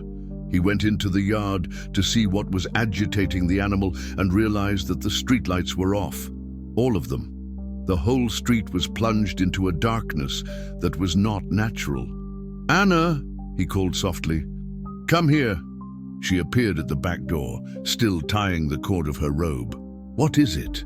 "Look at the street. The lights are all off." Anna looked and felt a chill down her spine. It wasn't a common power outage. It was a localized blackout, very specific, very suspicious. "It's him," she whispered. "He cut the power to leave us in the dark." John ran into the house, grabbed the flashlight that was always in the kitchen drawer, and checked the phone. Deadline. He tried his cell phone. No signal. "They cut everything," he said, trying to keep his voice calm. "Lights, telephone, cell phone signal." Anna approached him, her hands trembling slightly. "What about the cops? The agents who were watching us?" "I don't know. If they cut off communications, the agents may be isolated too." It was then that they heard it. The sound of several cars approaching slowly, with their headlights off, almost silent. John turned off the flashlight and approached the front window, spying through a crack in the curtain. 3 cars had stopped on the street. 2 black SUVs and a white pickup truck, the same one he had seen on the ranch months ago. The doors opened silently, and men began to get out. John counted at least 8, maybe 10. All armed, all moving with the coordination of someone who had planned it down to the smallest detail. "How many are there?" whispered Anna, crouching next to him. "Many. Too many." Richard got out of the pickup last. Even in the darkness, John recognized the tall and imposing silhouette, the leather hat, the arrogant posture. The man walked to the middle of the street and stopped, looking directly at the house. "John!" he shouted, his voice echoing in the silent street. "John Smith, I know you're in there. It's time to talk." John and Anna remained motionless, without answering. "I don't want to hurt anyone," continued Richard. "I just want what's mine. Send Anna out, and everyone goes home in peace." "Don't answer," whispered Anna. "Let him think we're not here." Richard waited a few minutes, then signaled to the men. They began to spread around the house, surrounding all possible exits. "Okay," shouted Richard again. "If that's how you want it, we're going in there and getting her by force." It was then that John noticed a different movement in the shadows. Other figures were moving through the street, people who weren't with Richard. The federal agents. They were there, hidden, waiting for the right moment. But Richard had also noticed. His men were experienced. They knew how to recognize an ambush. One of them whispered something in his ear. "FBI!" shouted Richard suddenly. "I know you're there, but it's no use. I brought enough people for a war." The silence that followed was deadly. John could hear his own heart beating, the wind swaying the trees on the street, the first raindrops beginning to fall. It was Anna who broke the tension. She stood up suddenly, surprising John. "What are you doing?" he whispered. "I'm tired of hiding," she said, her voice firm despite the fear. "If he wants to talk to me, then let's talk." Before John could stop her, Anna opened the front door and stepped out onto the porch. The light from the street lamp, which was still working, illuminated her pale but determined face. "I'm here, Richard," she said, loud enough for him to hear. "What do you want?" Richard smiled in the darkness, a smile that didn't reach his eyes. "What I've always wanted, girl. You, back where you belong. My place has never been with you. You killed my mother slowly with your cruelty, and now you want to kill me too. Your mother died of cancer, not of cruelty, and you're not going to die. You're just going to learn to behave. Anna descended the steps of the porch slowly, her hands firm, despite the terror she felt inside. I'm not going anywhere with you. Never again. Richard lost patience. He signaled to the men, and they began to approach the house. It was when Agent Carla's voice echoed through the street, amplified by a megaphone. FBI, drop your weapons and surrender. The house is surrounded. The shooting started before she even finished the sentence. Richard's men opened fire on the shadows where they knew the agents were. The noise was deafening, echoes of shots ricocheting off the walls of the houses, glass shattering, people screaming. John ran out of the house, grabbed Anna's arm and pulled her back inside, throwing her to the floor of the living room. "Get down!" he shouted over the noise of the shooting. The rain began to fall harder, quickly turning the dust on the street into mud. Lightning illuminated the war scene that unfolded on the quiet street of Boulder, creating a surreal spectacle of light and shadow. John crawled to the window and peered out. Richard's men were using the cars as barricades, shooting at the federal agents who were hiding behind other houses and vehicles. It was a real shootout, with people trying to kill each other on both sides. "Where's Richard?" asked Anna, also crawling across the floor. John searched the street, but couldn't see her stepfather anywhere. "I don't know, he's gone." It was then that they heard footsteps in the back of the house, heavy, determined footsteps approaching the back door. "He's coming from behind," whispered John. They ran to the kitchen just in time to see the back door kicked in violently. Richard entered like a storm, soaked with rain, holding a chromed pistol that shone even in the darkness. "Game over," he said, pointing the gun alternately at John and Anna. "You two have given me too much trouble." Anna stood up slowly, her hands raised. "Okay, you win.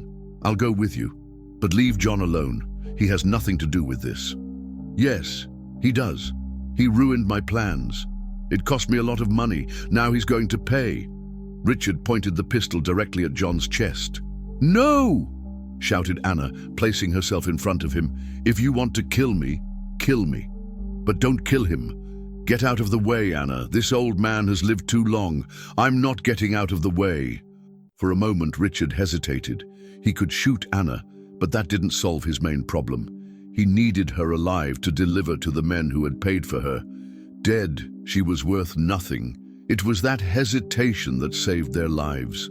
John took advantage of Richard's moment of indecision to throw himself to the side, knocking Anna down with him. The shot that Richard fired hit the wall, making a hole in the plaster. The three struggled on the kitchen floor, John trying to disarm Richard, Anna trying to help, Richard trying to regain control of the situation.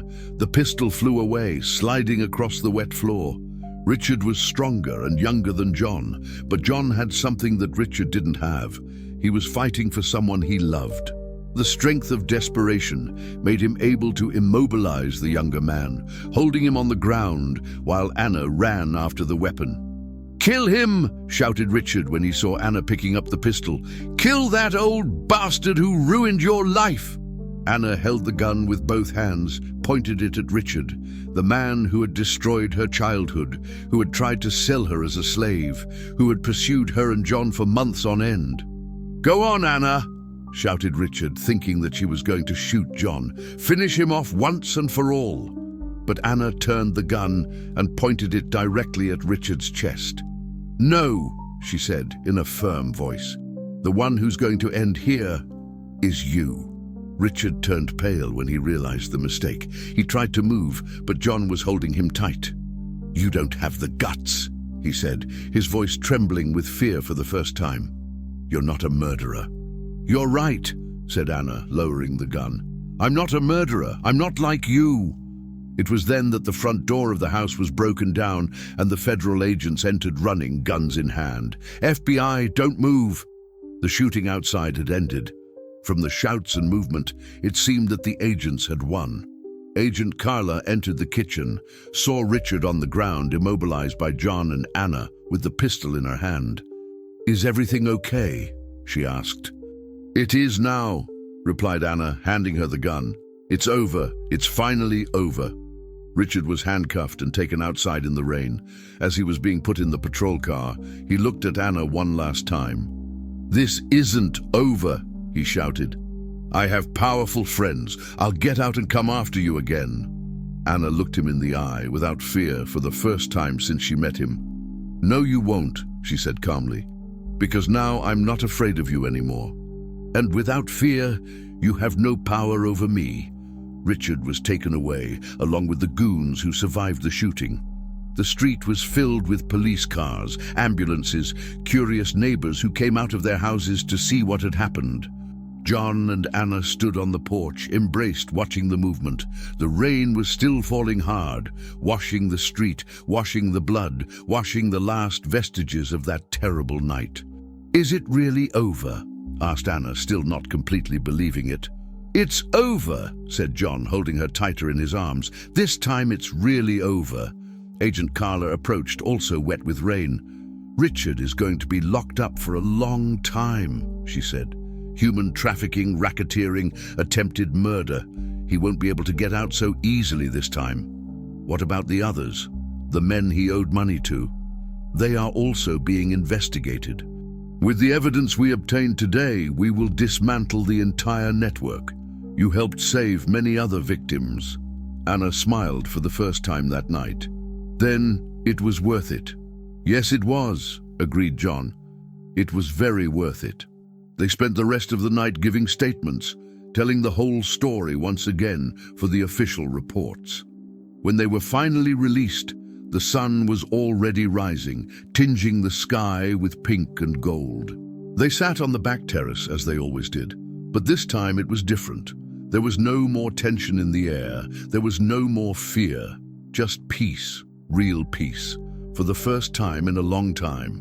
"What are we going to do now?" asked Anna. "We're going to live," replied John simply. "We're going to have the normal life you always wanted. And you, what do you want?" John looked at her, at the courageous woman into which the scared girl from the road had transformed. "I want to see you grow up, get married, have children. I want to be a borrowed grandfather to the children you're going to have one day. I want to die old and happy, knowing that I did the right thing." Anna cried, but they were tears of joy. "You're already the best father I could have had," she said, "and you always will be." The sun rose completely on the horizon, illuminating a new day. A day without fear, without persecution, without violence. A day of real new beginnings. In the back of the yard, Brutus barked happily at a butterfly that flew among the flowers in the garden. Life went on, simple and beautiful, as it always should have been. 2 years after the night of the storm, John was sitting on the same back terrace, drinking coffee and looking at the yard that had transformed into a small paradise. The garden was verdant, with tomato plants loaded with fruit, curly lettuce, chubby carrots waiting to be harvested. The flowers that Anna had planted over the months created a colorful garden that attracted butterflies and hummingbirds every morning. Brutus, now older and lazier, slept in the shade of the apple tree they had planted in the first year. The dog had become the official guardian of the house, barking at any stranger who approached, but receiving the familiar visitors with celebration and wagging tail. The house had also changed. Anna had painted the walls in light and cheerful colors, put floral curtains on the windows, filled each room with small details that made it really feel like a home. Potted plants scattered around the room, photos on the walls, colorful cushions on the old sofa they won from a neighbor. John heard the sound of the kitchen faucet and smiled. Anna was waking up, starting another day in the routine that the two had built together. She was no longer the scared girl he had found on the road. At 22 years old, she had become a determined, hard-working woman, full of dreams and plans for the future. "Good morning, Dad," she said, coming out on the porch with a cup of coffee in her hand. John smiled at the word, Dad. Anna had been calling him that for 2 years, since the day they formalized the adoption at the registry office. He wasn't her biological father, but he was her father in heart, and that was all that mattered to both of them. "Good morning, daughter. Did you sleep well?" I did. I dreamed I was at Sebastian's farm, helping to milk the cows. John laughed. Sebastian had become a close friend in recent years, visiting whenever he could, bringing fresh cheese and news from Denver. The old man had become a kind of borrowed grandfather for Anna, always giving advice about life, about relationships, about the plans she had. "Speaking of dreams," said Anna, sitting in a chair next to him, "I need to tell you something." "Oh, what is it?" Anna took a deep breath, as if she were about to give important news. "Mark proposed to me last night." John almost dropped his coffee cup. Mark was a 25-year-old man who worked at the mechanic shop in the center of town. He had met Anna at the bakery 6 months ago when he went to buy bread for his mother who was sick. Since then, the two had met whenever they could, strolled through the city square, went to the movies on weekends. "And what did you answer?" asked John, trying to hide the emotion in his voice. "I said I needed to talk to my dad first." John was quiet for a moment, digesting the news. He knew this day would come.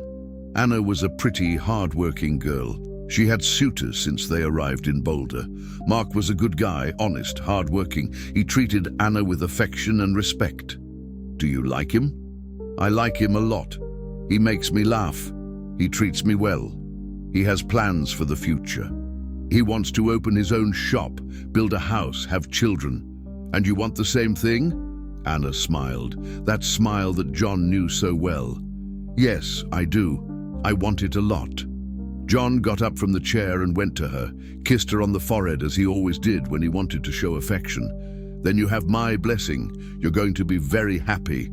Anna stood up too and hugged him tight, like a daughter hugs her father in the important moments of life. "Thank you for everything, Dad. For saving me, for raising me, for teaching me what true love is. You saved me, daughter. You gave me a reason to live when I had none left." They remained embraced for a while, each thinking about everything they had been through together, about how life had changed since that afternoon on the red dirt road. "When is the wedding going to be?" asked John. "We haven't decided yet. We want to have a simple party, just for our closest friends. And we wanted it to be here at home, in the backyard, under the apple tree." John looked at the tree that they themselves had planted, which now already gave shade and coolness on hot afternoons. "It's going to be perfect. And there's one more thing," said Anna with a mischievous smile.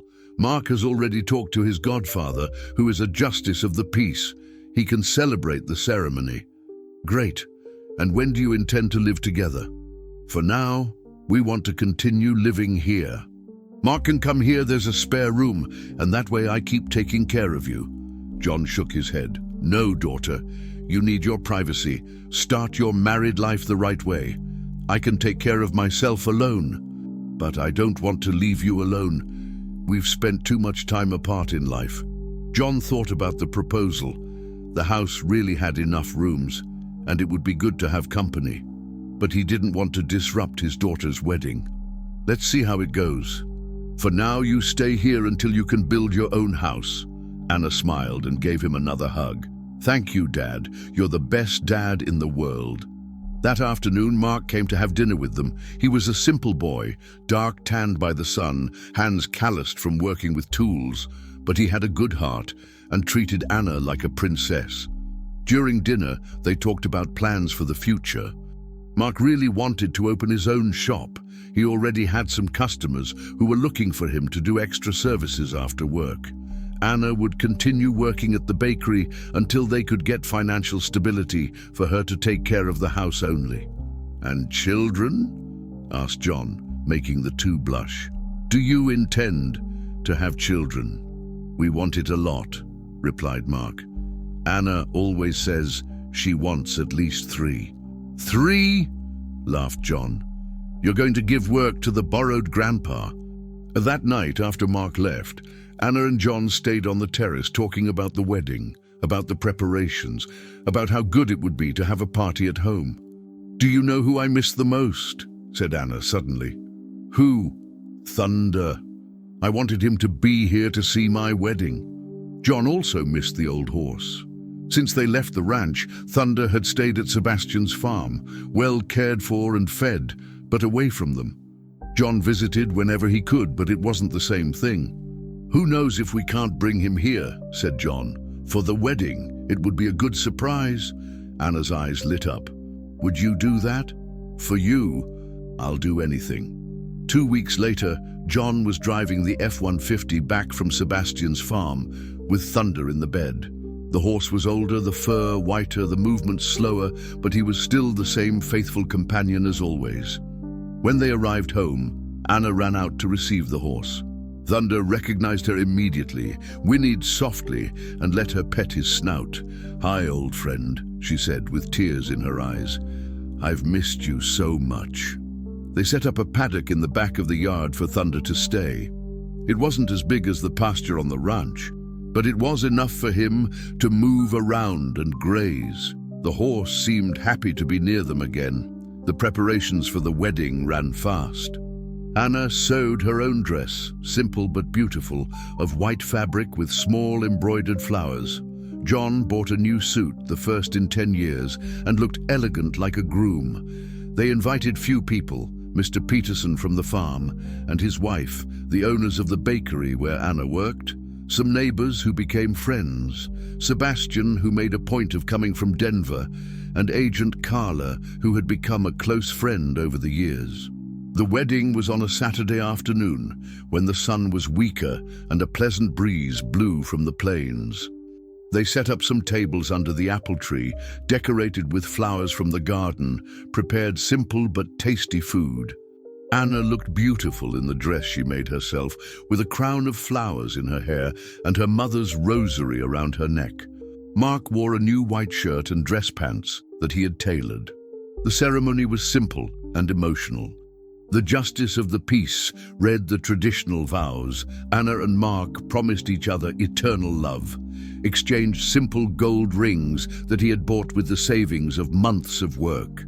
When the judge said, "You may kiss the bride," everyone applauded. John cried with emotion, seeing his adopted daughter so happy. Even Brutus barked with joy, and Thunder whinnied from the back of the yard as if he were congratulating the couple. The party lasted until late at night. They played music on the radio, danced in the yard, told stories, laughed a lot. Sebastian had brought a harmonica and played country songs that made everyone sing along. Around 10 o'clock at night, when the guests began to leave, Anna approached John. "Thank you for everything, Dad. This was the happiest night of my life." "Mine too, daughter. Seeing you happy is all I've ever wanted." "And you? When are you going to find a companion?" John laughed. "I already have all the company I need. You two, Brutus, Thunder, the garden, it's too good for me." In fact, John had met a widow in town, Mrs. Johnson, who sold sweets at the fair on Saturdays. She was a nice woman his age, who had been widowed for 5 years and lived alone with a married daughter. They talked whenever he went to the fair, and she had already hinted that she would like to get to know him better.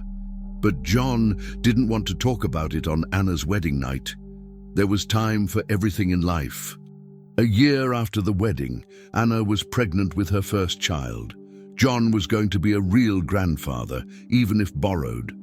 The belly was still small, but she was already dreaming about the baby, already choosing names, already preparing the little room that would be for the grandson or granddaughter.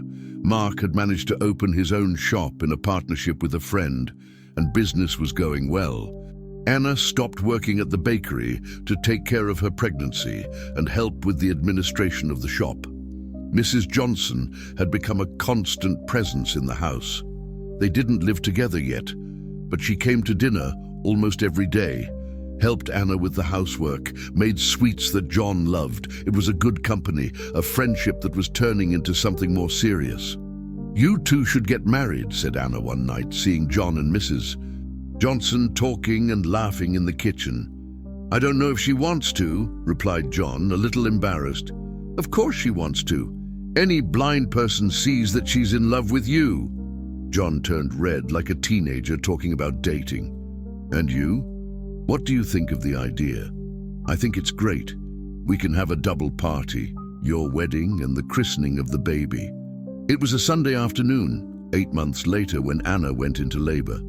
John and Mark took her running to the hospital, where she gave birth to a beautiful girl, Rosie, with her mother's dark eyes and her father's upturned nose. "What are you going to call her?"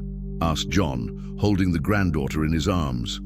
"Mary," said Anna without hesitation. "Mary Hope, Mary in honor of your wife, who must be up in heaven taking care of us. And hope because that's what you taught me, that there's always hope, even in the most difficult moments." John cried when he heard the name. Mary would be happy knowing that she would be honored that way. 6 months later, there was a double party in the backyard of the house. The christening of Mary Hope and the wedding of John with Mrs. Johnson. It was an even bigger celebration than the first, with more people, more food, more joy. John, at 65, was discovering that it was possible to love again in a different but true way. Mrs. Johnson was a loving companion, a borrowed grandmother for Mary Hope, a presence that completed the family they had built. Thunder, now almost 20 years old, was still with them, slower but resilient. Brutus had gained a companion, a stray dog that appeared at the door pregnant and stayed forever. The garden produced all year round, providing fresh vegetables for the whole family. The yard was always full of life. Children playing, adults talking, animals running, flowers blooming. It was on one of those afternoons, 5 years after it all began, that John was sitting on the terrace, holding Mary Hope in his arms while she slept. Anna was pregnant again, this time with a boy who would be called John Anthony, in honor of his grandfather. Mrs. Johnson was preparing dinner in the kitchen, humming a country song. Mark was fixing a broken toy of his daughter at the table on the porch. Brutus and his companions slept in the shade of the apple tree, which was now a large and leafy tree. John looked at all that and smiled. Who would have thought that life could change so much in so little time? 5 years before, he was a lonely man, living on memories without prospect of a future. Now he had a large and happy family, a house full of love, grandchildren to raise and a wife to grow old with. It had all started with a simple act of humanity, stopping to help a person in difficulty on the road. He didn't expect reward. He didn't think about recognition. He just did what he thought was right, and life returned in a way he could never have imagined. Mary Hope stirred in his arms, opened her dark eyes and smiled with those toothless smiles of a baby that melt any heart. John made a funny face and she laughed, a crystalline sound that filled the yard with joy. "Grandpa is telling you the story of the family," he said softly, so as not to wake the girl completely. "One day you will understand that all families start with someone who decides to love, even when it's difficult." The sun was setting on the horizon, painting the sky with orange and pink. The crickets were beginning to sing in the bush around the city. The smell of coffee and cornbread came from the kitchen, mixing with the aroma of the flowers in the garden. John closed his eyes and took a deep breath, saving that moment in his memory. He knew that it was moments like that that gave meaning to life, simple, everyday moments, but full of love and meaning. When he opened his eyes again, Anna was standing at the door of the porch, looking at him with a smile on her face. "What are you thinking about, Dad?" "I'm thinking," said John, looking at the granddaughter who slept in his arms, "that life is more generous than we imagine. Sometimes we plant a small seed of kindness and harvest a whole forest of happiness." Anna approached, kissed her daughter and another on the forehead of her adoptive father. "And sometimes," she said, "we find an angel disguised as a farmer on a dirt road." John smiled, feeling his heart full of gratitude. Outside, thunder whinnied softly, as if he agreed with the conversation. Brutus woke up for a second, wagged his tail, and went back to sleep. Life followed its natural course, made of small daily miracles, of loves that multiply instead of dividing, of hope that is reborn every morning. And in the end, that was what mattered, having someone to love and be loved in return. The rest was just landscape. There are moments in life when we cross paths with people who change our destiny forever. Sometimes it is we who change someone's destiny. The most beautiful thing is when this happens at the same time, creating bonds that neither life nor death can break. This is a story about encounters that save, about the courage to do the right thing even when it is difficult, and about how true love, whether from father and daughter or from people who choose each other as family, is able to transform any desert into a flower garden.